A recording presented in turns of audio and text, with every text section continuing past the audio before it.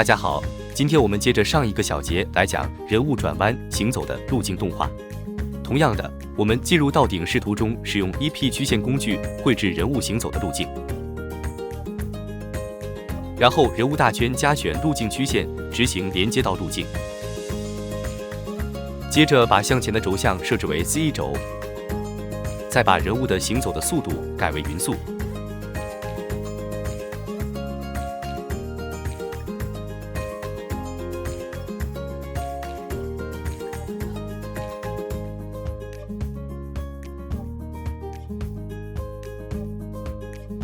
那么，针对滑步的问题，我们可以在显示菜单中开启运动轨迹显示，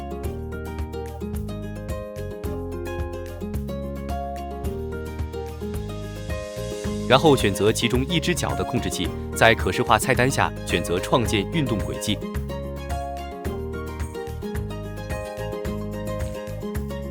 这样我们就可以看到当前踩地的滑步情况，踩地的轨迹点离得越远，滑步就越厉害。这个时候，我们可以调节路径曲线的方式来匹配速度。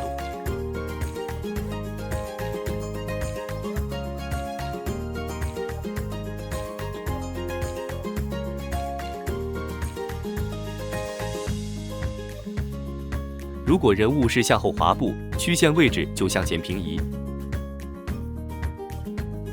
当前是向前滑步，所以我们的曲线位置需要向后平移。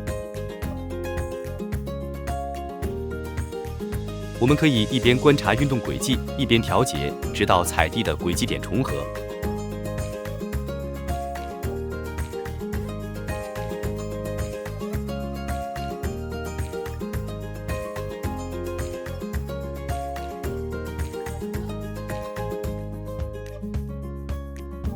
好了，那么调节完之后，人物滑步就不像刚才那样厉害了，但是还存在一些轻微的滑步。那么这种滑步变化很复杂，单纯的靠调节曲线是不行的。如果镜头距离较远，或者我们只是做一个上半身的镜头，这种小问题我们是可以直接忽略的。如果我们实在要去修复，也不是不可以。在不借助其他工具的情况下，我们可以使用约束来进行修复。我们首先创建一个曲线圆环，当然也不一定非要用曲线，它可以是任意对象，这个无所谓的。然后我们在踩地的这针用曲线圆环约束这只脚，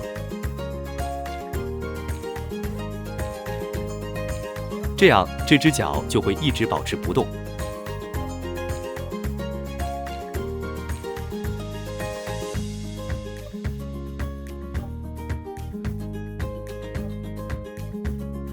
接下来我们要做的就是给当前踩地的针逐针设置一遍关键帧。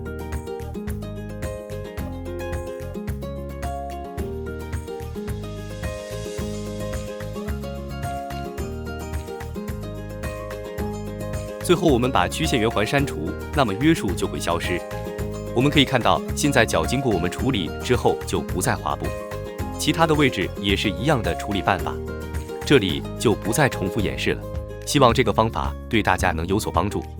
好了，今天的视频就到这里，我们下期再见。